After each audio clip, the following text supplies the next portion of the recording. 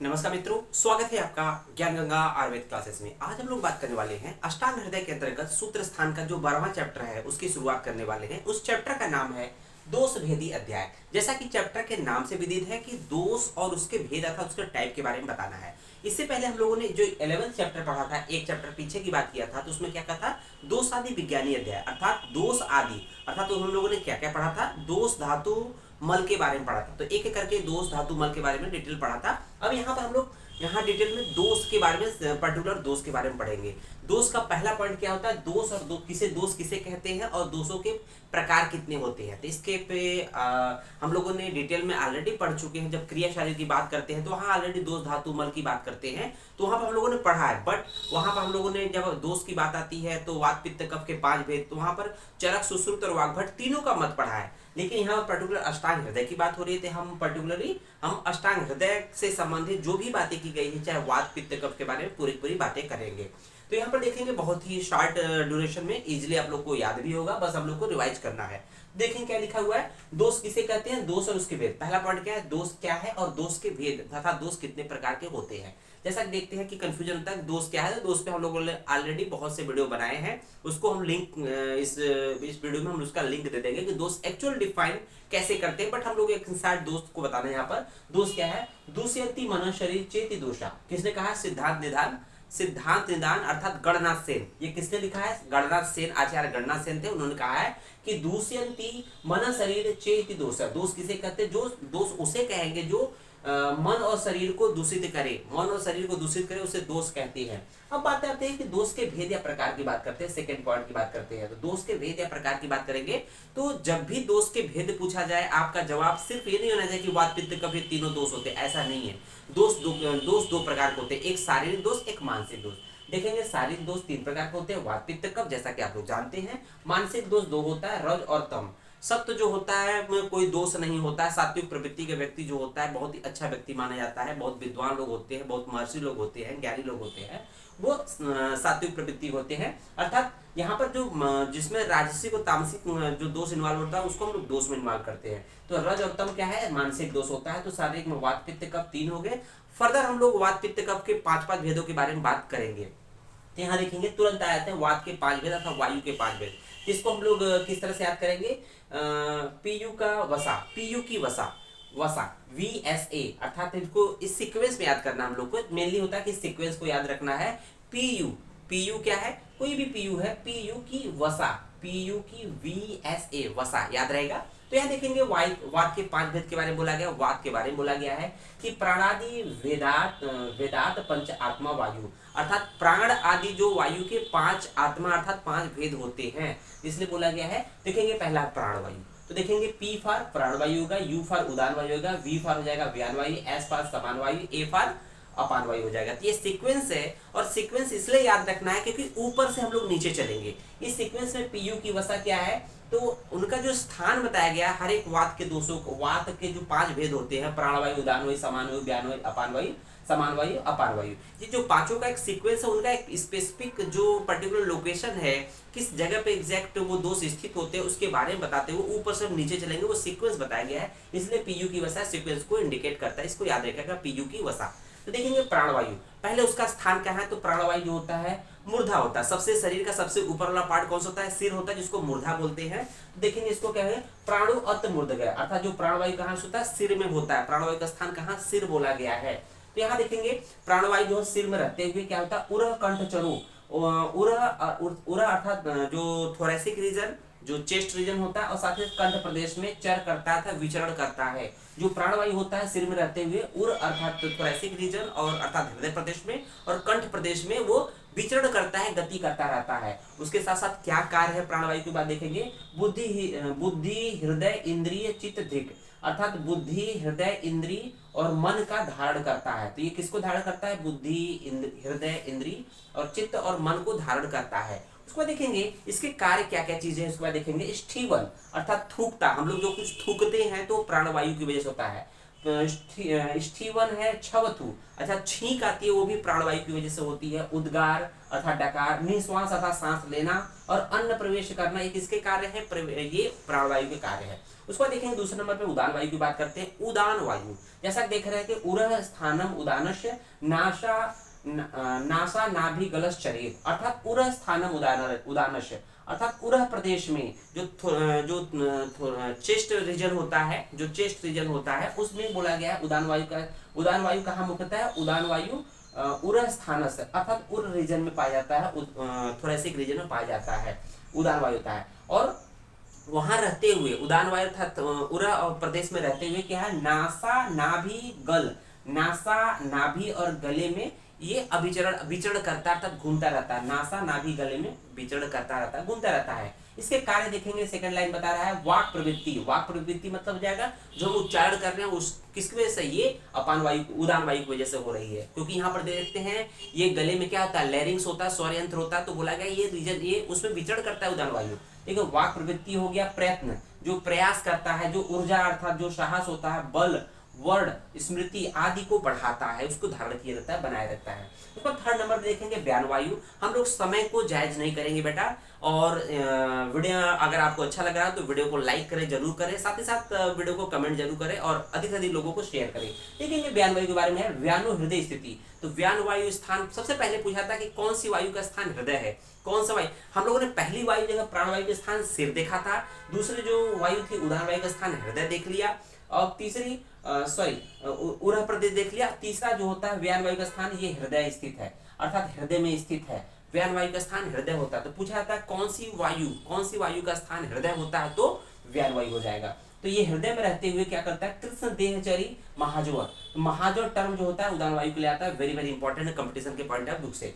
ठीक है ना। उसमें देखें कृष्ण अर्थात संपूर्ण देह में विचरण करता रहता है, हृदय में रहते हुए, लेकिन हृदय में रहता है हृदय में, लेकिन संपूर्ण शरीर में घूमता रहता है, विचरण करता रहता है, ये व्यान वायु। उसको देखेंगे इसके कुछ कार्य होते हैं। गति अर्थात जो मूवमेंट होता है, आक्षेपण अर्थात अंगों का सिकुड़ना, उच्छेप अर्थात अंगों को फैलाना, निमेश अर्थात आंखों को बंद करना, उन्मेष अर्थात आंखों को खोलना आदि जो कर्म होते हैं। साथ ही साथ क्या है? प्राय सर्वा क्रिया तस्मिन प्रतिबद्धा शरणम। ये प्राय सभी क्रियाएं जो होती है ये व्यान वायु के द्वारा ही संबद्ध होती है या होती रहती है। चौथे नंबर पे देखेंगे समान वायु। समान वायु जैसा कि देखते हैं समानु अग्नि समीपस्थ, अर्थात अग्नि के समीपस्थ रहता है। अग्नि के समीप मतलब जठराग्नि के आसपास, जिधर हम लोग को पाचन क्रियाएं होती है।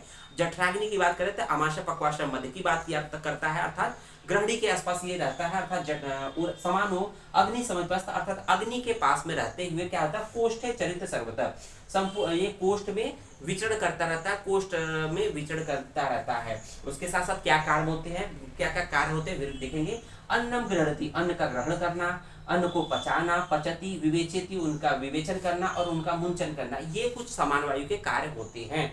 उसको देखेंगे पांचवें नंबर पे है अपान वायु। अपान वायु क्या है? अपानो अपानग। अपान का मतलब होता है, अपानग मतलब होता है गुदा, अपानगा मतलब होता है गुदा।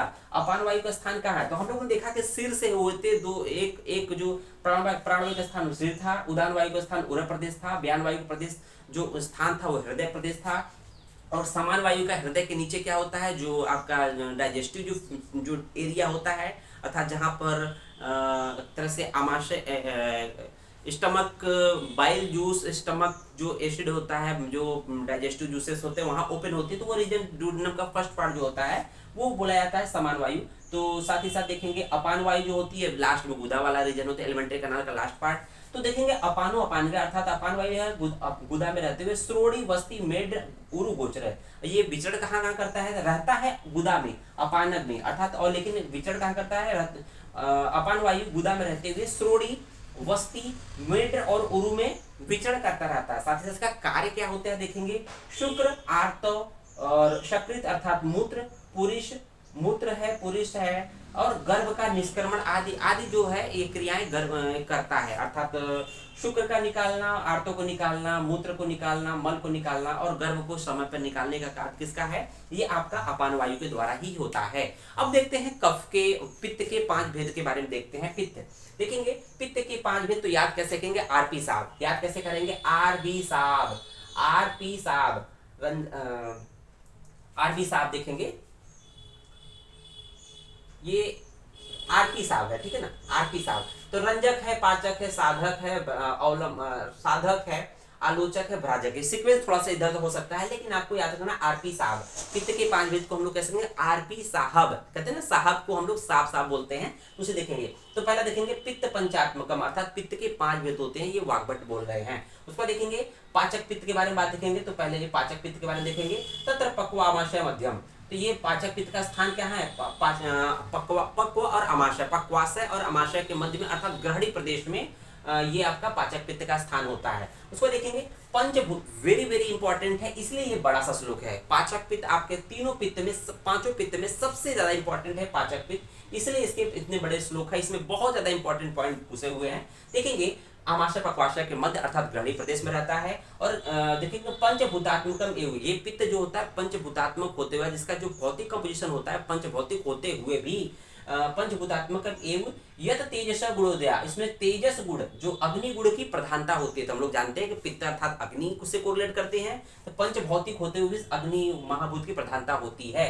होते हुए क्या करता है, त्यक्तम द्रवत्वम, अपने द्रवता को त्याग कर, कहते हैं ना पाचक पित्त क्या है, लिक्विड फॉर्म होता है, लेकिन जब पाचन करता है तो अग्नि की तरह कार्य करता है। तो किस कंडीशन में काम करेगा, अर्थात जो पाचक पित्त जो लिक्विड फॉर्म में है, द्रव के रूप में है, अपने त्यक्तम द्रवत्वम, अपने द्रवता को त्याग कर, अपने द्रवता को त्याग कर पाकादि कर्मणाम, जो पाचन आदि क्रियाएं जो कार्य करता है, और उस पाचन आदि क्रियाओं का कार्य करने की वजह से क्या होता है, अनल शब्दितम, इसलिए अनल अर्थात अग्नि शब्द नाम से जाना जाता है।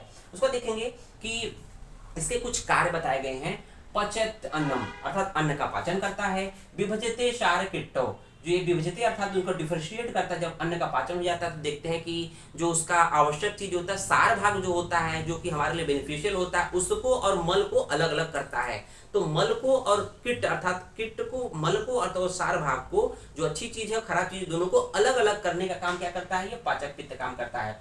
और साथ ही साथ देखेंगे पृथकम, वह पृथक करता है। तत्रस्थम एव, उसी जगह अर्थात अमाशय पक्वाशय मध्य रहते हुए पित्ता नाम शेषाणाम अनुग्रहणम करोति बलादिनम, शेष 4 पित्तों को बल प्रोवाइड करता है, इसलिए उसको पाचक नाम से जाना जाता है। उसको देखेंगे दूसरा जो नंबर पे है पित्त, रंजक पित्त है। रंजक पित्त क्या करता है, जैसा कि नाम में रंजक अर्थात उसको रंगने का काम करता है, कलर करने का काम करता है। आमाशय पक्वाश, आमाशय आश्रय पित्तम, तो रंजक पित्त का स्थान आमाशय बोला गया। आमाशय आश्रय पित्तम, जो रंजकम रस रंजनात्, ये रस का रंजन करता है। देखते हैं ना हम लोग कहते हैं जो खाना खाएंगे वो पचेगा तो रस बनेगा, रस का जब रंजन हो जाएगा तो वही रक्त में कन्वर्ट हो जाएगा, इसलिए बोलते हैं रस का रंजन करता था, रक्त का निर्माण करता है। कौन, रस से रक्त निर्माण प्रक्रिया में कौन सा पित्त का इन्वॉल्वमेंट है, तो रंजक पित्त का इन्वॉल्वमेंट है। उसको देखेंगे साधक पित्त।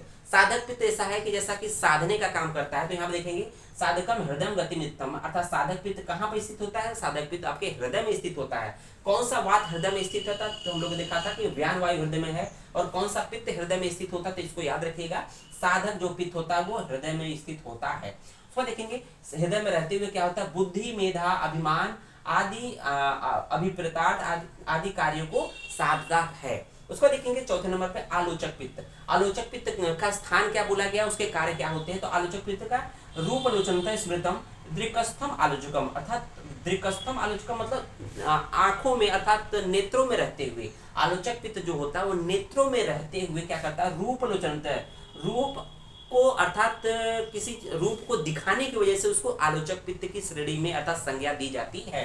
रूप लोचनता स्मृतम दृक्स्थम आलोचकम। उसको देखेंगे 5वें नंबर पे भ्राजक पित्त। भ्राजक पित्त जैसा कि नाम है कि त्वकस्थम, त्वचा में स्थित होता है। भ्राजक पित्त का स्थान क्या है, ये त्वचा में स्थित होता है। भ्राजकम भ्राजना त्वचा, त्वचा को रंगने का काम करता है, जो पिगमेंटेशन होता है मिलेनिन इत्यादि का, उससे कोरिलेट करते हैं भ्राजक पित्त का। उसको देखेंगे हम लोग कफ के 5 भेदों का। कफ के 5 भेदों के बारे में देखेंगे तो यहाँ पर हम एस के बिटिया, इसको कैसे याद करेंगे कफ के 5 भेदों को, तो एस के बिटिया याद रखेंगे, एस के की बिटिया BTA, एस के की बिटिया मान लीजिए, याद कर लीजिएगा। तो देखेंगे पहला है इसमें अवलंबक कफ। अवलंबक कफ, अवलंबन का मतलब होता है सहारा देना, किसी को सहारा देना, अवलंबन देना, उसको बोलते हैं अवलंबक कफ। तो देखेंगे यहाँ कहाँ पर स्थित होता है, पहले उरस्थ सत्रिक, उरस्थ अर्थात उरह प्रदेश में रहते हुए। अवलंबक कफ कहाँ रहता है, उरह प्रदेश में रहता हुआ। सत्रिकस्य स्ववीर्यत, सत्रिकस्य स्ववीर्यत, वह अपने वीर्य से त्रिक प्रदेश को, मतलब कि उरह प्रदेश में रहकर जो अवलंबक कफ होता है वो उरस्थ अर्थात उरह प्रदेश में स्थित होकर स्ववीरत त्रिकस्य, वो अपने वीर से त्रिकस्त, अपने वीर के द्वारा अर्थात अपने शक्ति के द्वारा त्रिकस्त को तथा हृदय से हृदय से अन्य वीरता और अन्य के वीर से, अन्न के अर्थात अन्न के वीर से, अन्न के शक्ति से जो होता है वो हृदय को अवलंबन करने का कार्य करता है, सहारा देने का कार्य करता है, तथा तटस्थ उसी जगह पर रहकर अर्थात जो उरह प्रदेश में ही रहकर एतत् अम्बु कर्मणाम, जो जल के कर्म होते हैं, एतत् अम्बु कर्मणाम कफ धामनाम नाम च शेषणम, अम्बु के जो कर्म होते हैं, तर्पण होता है इत्यादि कार्य जो होता है वो करता है, साथ ही साथ कफ धामनाम च शेषाणाम यत् करोत अवलंबनम, और शेष जो चार जो कफ होते हैं उनको भी तरह से अवलंबन अर्थात सहारा देता है। अतो अवलंबक का श्लेष्मा, इसलिए इसको अवलंबक कफ कहते हैं या श्लेष्मा कहते हैं। दूसरा नंबर देख रहे होंगे क्लेदक श्लेष्मा की बात करते हैं, जो क्लेदन करे, अन्न का क्लेदन करे। कोई चीज खाते हैं तो उसको, कोई चीज कड़ा होता है तो कुछ कुछ खाते हैं तो उसको गीला करके उसको नरम करने का काम करता है क्लेदक कफ। यस तो आमाशय संस्थित, यह क्लेदक कफ की स्थिति कहाँ है? आमाशय में स्थित है। कहाँ है? आमाशय में स्थित होता है। और क्लेदक कफ को क्यों कहते हैं क्लेदक कफ? क्योंकि ये क्या करता है? क्लेदक सो अन्न संघात क्लेदनात्, अन्न के संघात को, अन्न की कठिनता को वो क्या करता है कि सॉफ्ट करता है, मुलायम करने की वजह से, इसको संघात तोड़ने की वजह से उसको हम लोग क्लेदक कफ कहते हैं। तीसरा नंबर पे देखेंगे बोधक कफ। बोधक कफ मतलब जैसे होता है ना कि रस का बोधन, जो हम लोग कोई चीज खाते हैं कि इसका टेस्ट क्या है तो उसके स्वाद को बताने की वजह से, उसको बोधक मतलब बताने की वजह से, रस बोधनात्, बोधको रसनास्थाई, तो बोधक कफ जो होता है जिह्वा में होता है, रसनास्थाई में होता है, रसना बोधको, और रस का बोधन अर्थात रस को बताने के लिए कि चीज जैसे ये चीज मीठा है, ये खट्टा है इत्यादि बताने के लिए होने की वजह से इसको बोधक कफ कहा गया है। देखिए चौथा तर्पक कफ। तर्पक कफ का जो स्थान है सिरा संस्थो अर्थात सिर में पाया जाता है, ये सिर में पाया जाता है। और अच्छा तर्पणात्, अच्छा मतलब होता है यहाँ पर नेत्र, अच्छा का मतलब नेत्र, नेत्र का मतलब होता है इंद्रिय, ज्ञानेंद्रिय, अर्थात इंद्रियों का तर्पण करने के कारण इसको क्या बोलते हैं? तर्पक कफ कहते हैं। उसको देखेंगे कि श्लेषक कफ। श्लेषक कफ का मतलब होता है कि सिंथेसिस का काम करना, सॉल्युबल फ्लूइड्स की, इससे हम लोग कोरिलेट कर सकते हैं। तो यहाँ देखेंगे संधि संश्लेषणात् श्लेषक संधिसु स्थित। देखेंगे यहाँ लिखा संधिसु स्थित अर्थात संधियों में रहते हुए श्लेषक कफ का स्थान कहाँ होता है? आपको इंपॉर्टेंट पॉइंट है कि स्थान कहाँ है, तो ये संधिसु स्थित है अर्थात संधियों में स्थित होकर संधि संश्लेषण अर्थात संधियों में एक तरह से जो फ्लूइड होता है, जो मूवमेंट में जो हम लोग साइनोबल मेम्ब्रेन या साइनोबल फ्लूइड की बात करते हैं, तो संधि संश्लेषात् श्लेषक अर्थात संधियों को एक गति प्रोवाइड करने में जो सहारा एक तरह से जो मूवमेंट करते समय जो फ्रिक्शन को चेक करता है वो ये किसका काम है? श्लेषक कफ का काम है। तो इस तरह से हम लोगों ने कफ के अर्थात दोष और दोष के 5 भेदों के बारे में देख लिया। उम्मीद है वीडियो आपको समझ में आया होगा। धन्यवाद।